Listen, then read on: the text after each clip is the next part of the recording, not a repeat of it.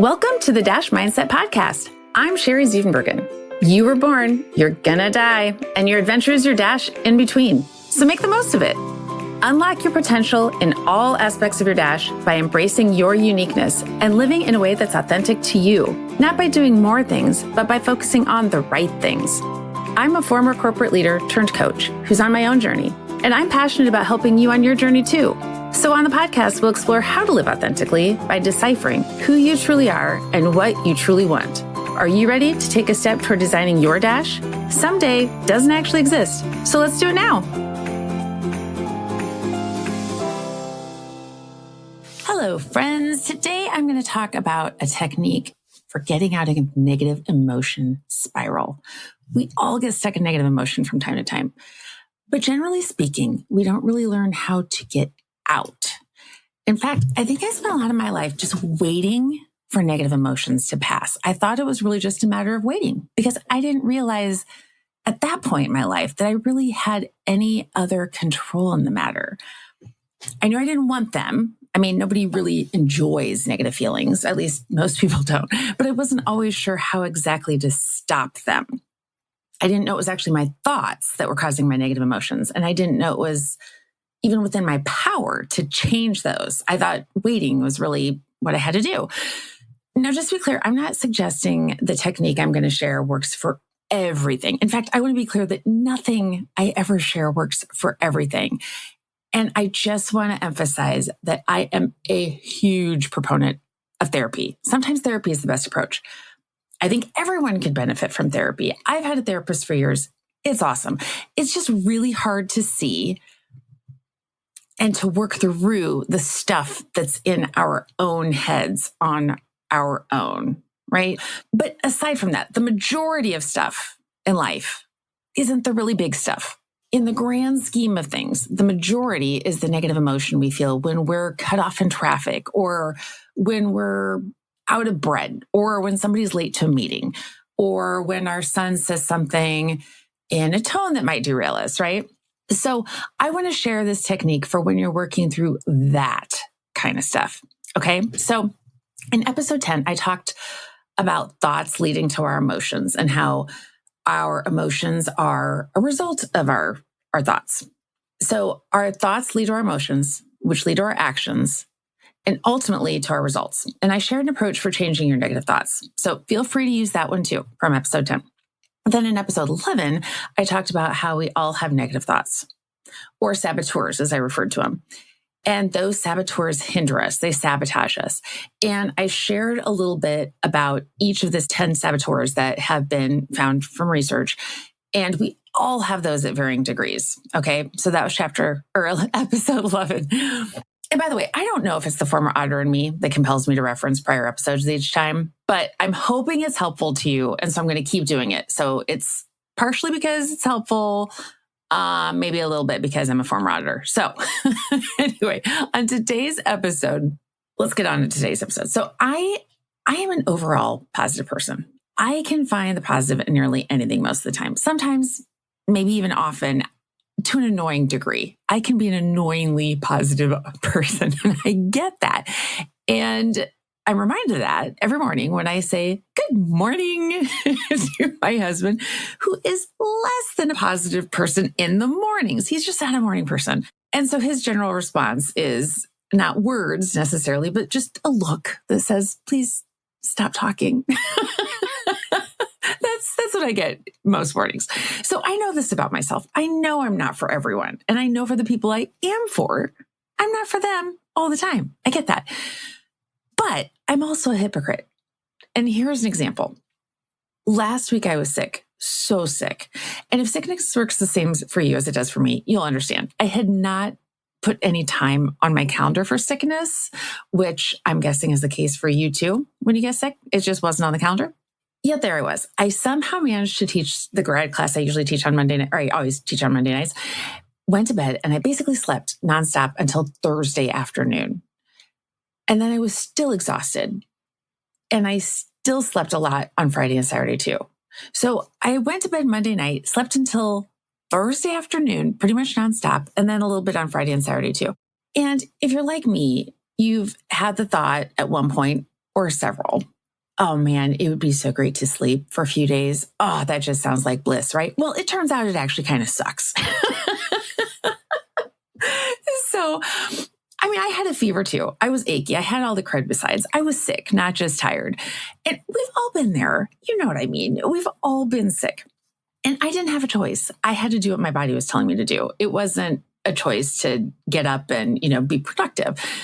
So then as I started to recover, I gained some sense of coherence. I realized the number of days that had passed without me giving them the okay to do so. Because again, it wasn't on my calendar. A few days of my life just poof, gone. And I wasn't enjoying the sleep I was getting. It was just, a necessity. And none of the things I had actually planned had been accomplished. And as positive as I was about feeling better, I was feeling good about that. I was excited about that. I was not positive about losing a few days of my life. And as I do, I started to spin.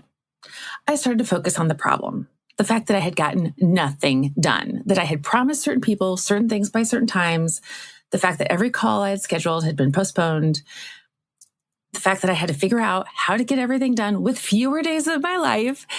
And so it was helpful to recognize the problem. Oh, hey, yeah, all the things I had planned, I'll need to reschedule those. Yeah, great. That's helpful. But continuing to focus on the problem was not allowing me to come up with a solution. It was pushing me further from the solution because I was so wound up in it. And I think I talked about this in a prior episode. I think I talked about amygdala hijacking. That was what was happening to me. So just in case I haven't talked about it, or in case you don't anxiously await each episode and immediately listen each time, I'll go ahead and explain here. So our amygdala is the part of our brain that processes emotions. And not to get all, I don't even know the word, techie on you from a brain standpoint, because I can't, for one, but also it's not necessary. When our amygdala gets hijacked, we get stuck in our emotions. And it's impossible for us to think rationally. So we all react differently. Sometimes we shut down. Sometimes we get frantic. Sometimes it's a combination of both. It's different for everyone and every situation. But basically, we stay stuck in whatever emotion we're experiencing. And sometimes, like I was, we get even more stuck. So I wasn't just experiencing a sense of overwhelm. I was swept up in overwhelm. I was becoming overwhelmed by my sense of overwhelm. And that's something we have a tendency to do, right? When our emotions are hijacked, our thoughts spiral and we go deeper and deeper into the abyss of whatever we're feeling. It might be overwhelm, frustration, anger, all of the above. Whatever it is, our brain clings to it, and it's really difficult to let go. And if you did listen to episode 11, which I talked about the saboteurs, this was my judge saboteur getting in the way. I was judging the circumstances of being sick, an unforeseen event, which should actually be foreseen here and there. It's just, we just don't know when, right? And I was most definitely judging myself and my inability to get things done. So the other side of my brain was basically shut down. No rational thought happening there until I could jerk myself out of it. And so my husband helped jerk me out of it by cautiously and lovingly saying, as he often does, Sherry, what would you tell one of your clients who is in the same situation? That she should have powered through? That she didn't need that much sleep? Now, as annoying as it can be at the time when my husband is doing this, it's ultimately very helpful when he uses my coaching with me because it helps most of the time. And so he helped pull me out of that last week. And then this week, we went through the whole process again. Because this week I've had a pinched nerve thing going on. I have a weird swollen Mickey Mouse like hand thing going on, which my friend, by the way, pointed out would be super helpful if it were fly season, but it's not. So I might miss it later this summer. But as a result, I haven't gotten much sleep this week. That's the result. And so last week, I was overwhelmed because I had slept so much. This week, I'm feeling overwhelmed because I'm not getting much sleep and still not getting much done. So I'm feeling frustrated and overwhelmed again this week too. And so my husband has helped jerk me out yet again this week. And so I do have a point to all this. My whole point is that we all go through this, right? I don't want you to feel sorry for me. I don't, I'm not concerned about the pensioner thing. I know I'm going to figure it out. But it's something we all experience. We all experience the unexpected. We all experience things not going as planned. And then when we finally do think, oh, wait, we're back on track. Things are going as planned. We figure out they're actually not, right? And it's super frustrating. And sometimes it can be even paralyzing when we get stuck in that emotion. And it even happens to annoyingly positive people. So now that I've gotten jerked out of my own negative spiral, for the most part anyway, as of this moment, I want to share one of the techniques I use for getting out of it, because it's something I use a lot, in addition to my husband using my own coaching on me. Okay, so the technique is called the 3 gifts technique. And it's simply a matter of coming up with at least 3 scenarios where a situation that we've identified as bad, because it's our own story that identifies a circumstance as good or bad, right? We come up with at least 3 scenarios where the situation could actually be turned into a gift or opportunity. And that doesn't mean inviting more of it. It doesn't mean doing nothing about it. It just means accepting it as a gift or opportunity. So it's a simple concept, but it's not always easy. It can be really challenging. Simple concept, but it can be challenging. Now, this is kind of my way anyway. I mentioned I can be annoyingly positive, and I need to keep myself in check sometimes, considering the person, the situation, definitely the timing. So it's not like I sat down and intentionally thought to myself, it's now time to utilize the 3 gifts technique. It's something I just naturally kind of do in my own head, at least coming up with 1 or 2. That's just kind of my way. But something I love about this particular technique is that it really forces you to come up with 3. Because 1 or 2 can be pretty easy sometimes. Not always, but sometimes. But 3 might be a bit of a stretch. That requires me to stretch a bit. So I want to share an example of this that Shirzad Chamine shares in his book called Positive Intelligence: Why Only 20% of Teams and Individuals Achieve Their True Potential. And it's right in front of me. That's why I know the whole thing. But great book. And so what he shares in his book is an example of dropping and breaking a glass. Obviously, if you're drinking from a glass of something, a glass, your preference is to not drop it and break it, right? Unless, you're getting married and maybe you're a bride or a groom in a Jewish wedding ceremony, then it might be something you're expecting that you're actually trying to do, right? But otherwise, let's say you're not a Jewish bride or groom, you're not getting married. You try to prevent that from happening, right? We generally don't try to throw our glass, but let's say it drops and it breaks anyway because unexpected things happen. Rather than wasting energy on being angry, blaming something, trying to figure out who you can blame for breaking it, rather than worrying about it, it would better serve you to say, okay, that happened, now what? And rather than going on and on about how horrible it is while you're cleaning it up, which we have a tendency to do, right? Look for the gifts or opportunities in it instead. Again, simple concept, but it's not always easy. So maybe it's an opportunity to buy new glasses because you actually didn't even like those glasses anyway. You had gotten them as a wedding present from your cousin, Martha, and they weren't even the ones you registered for, so you're not sure why she gave them to you. Okay, so maybe there's an opportunity there.